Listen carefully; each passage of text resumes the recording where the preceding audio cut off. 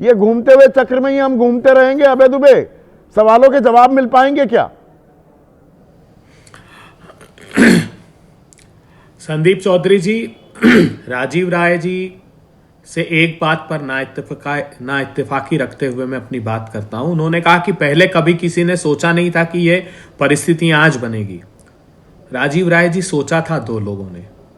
16 जून 1949 को बाबा साहब अंबेडकर ने जब संविधान सभा में चुनाव आयुक्त की नियुक्ति की बहस थी, उस समय इस बात पर विचार किया था। उन्होंने क्या विचार किया? जब ये आर्टिकल 289 था, जो 324 आर्टिकल है, उसको 289 था, उस पर बहस थी। अंबेडकर जी ने कहा है नाई कोड कि संविधान में ऐसा कोई प्रावधान नहीं है जो किसी मूर्ख या धूर्त व्यक्ति या ऐसे व्यक्ति की नियुक्ति को रोक सके जो कार्यपालिका के इशारे पर काम करे। यह रिकॉर्ड पर उन्होंने कहा। दूसरी बात, सर्वोच्च अदालत ने कहा 2 मार्च 2023 को, जब मोदी सरकार ये कानून लेकर आई कि चीफ जस्टिस को मुख्य चुनाव आयुक्त की नियुक्ति में से हटा दिया जाए, उसके पहले सर्वोच्च अदालत ने अपने निर्णय में लिखा कि अगर चुनाव आयुक्त लचीला अर्थात प्लायबल बना दिया जाए तो लोकतंत्र को खतरा होगा। 2 लोगों ने आगाह किया और वो की वही बात हो रही। अब ये कहते हैं डेमोक्रेसी की ड्रामेबाजी। प्रधानमंत्री जी, ड्रामेबाजी कौन है ये आपका मैं 10 सेकंड में एक रिकॉर्ड पर बता देता हूं। 17वीं लोकसभा में आजाद भारत के इतिहास में पहली बार हुआ कि आर्टिकल 93 में डिप्टी स्पीकर चुनने का जो अधिकार था लोकसभा का, वो पूरे सत्र के दौरान नहीं चुना गया। उसी दौरान आजादी के बाद पहली बार ऐसा हुआ, जो आप डिबेट की ड्रामेबाजी कर रहे हैं ना, सबसे कम औसत एक साल में 55 बैठकों का सिर्फ प्रबंध किया आपकी सरकार ने। 206 बार सांसदों को सस्पेंड किया, 206 बार। और क्यों किया? वो बहस चाहते थे सदन में।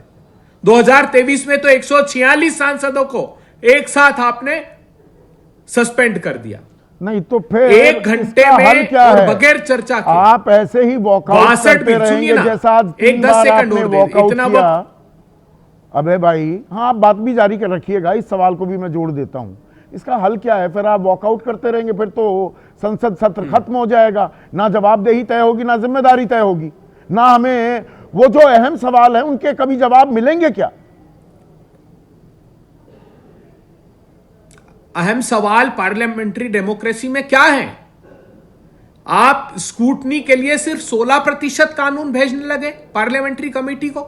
15वीं लोकसभा में कांग्रेस के शासन में देखिए 71% था।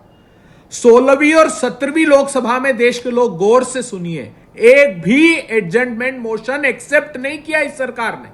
ये डेमोक्रेसी के प्रति इनकी रिस्पॉन्सिबिलिटी है। अभी हमारे आदरणीय लड़ाई तो सदन में रहकर लड़नी होगी। किसी एक शिकायत सदन से बाहर वॉकआउट करके संसद भवन में धरना प्रदर्शन करने से सवालों के जवाब मिल जाएंगे क्या? अबे भाई, नहीं, ये चर्चा ही नहीं। ये प्रधानमंत्री जी चाहते हैं कि चर्चा इस बात पर हो कि आप आम काट के खाते हैं या चूस के खाते हैं। प्रधानमंत्री अपने पॉकेट में पैसे रखते हैं कि नहीं, इस पर चर्चा कराना चाहते हो क्या? त्यागी जी, एक प्रमाण छोटा सा सुन लीजिए। मैं वीडियो आपके लिए निकाला मैंने। लाखों लोगों ने बिहार में मतदान करने गए लोगों ने वीडियो बनाए ये, और एक भारतीय जनता पार्टी के विधायक मिश्रा का वीडियो आया है अभी, जब 12 राज्यों में SIR हो रही। वो कह रहे हैं कि प्रतिपक्षियों के वोट कटाइए, ये SIR है। मैं एक 10 सेकंड में आपको ये हवाला देते रहते हैं। अबे भाई, जब 5 नवंबर को वो हाइड्रोजन बम फोड़ा था तो राहुल गांधी ने कुछ दावे किए थे।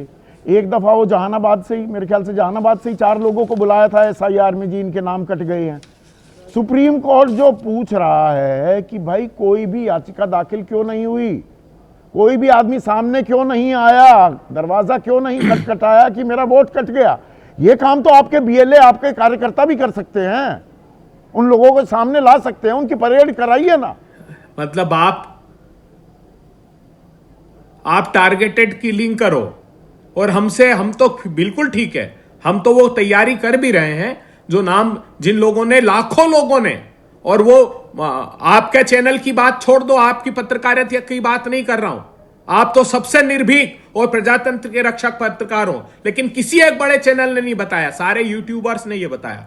वोट चोरी का सबसे बड़ा प्रमाण हमने दिया इलेक्शन कमीशन को, 18 पत्र लिखे कर्नाटक की सीआईडी ने, कि एक ऐप तक बना लिए लोगों ने, वोट काटने का संस्थागत तरीके से ऐप बना लिया। हमने कहा कि आप ओटीपी ट्रेल्स दे दीजिए, हमको इंटरनेट प्रोटोकॉल एड्रेसेस दे दीजिए ताकि पकड़ तो ले चोर दाखिल को। क्यों नहीं देना चाहते आप एफिडेविट दाखिल करके सुप्रीम चुनाव आयोग को दे दीजिए, यही बात तो कह रहे हैं ज्ञानेश कुमार लगातार। आपने खुद ने शो किया, आपने खुद ने खुलासा किया था कि जिस धारा में वो एफिडेविट मांग रहे हैं वो रिलेवेंट ही नहीं है साहब, क्या बात करते हैं। सर्वोच्च अदालत में मुकदमा है, हमें न्याय की उम्मीद है, लेकिन ये जो टारगेटेड किलिंग है, 26,000 औसत एक विधानसभा में वोट काट के चुनाव जीता इन्होंने बिहार में। ये भी आंकड़े कभी आप याद 60-62 हो जाते हैं, और ये जो कह रहे हैं 1988 की रूलिंग, 26।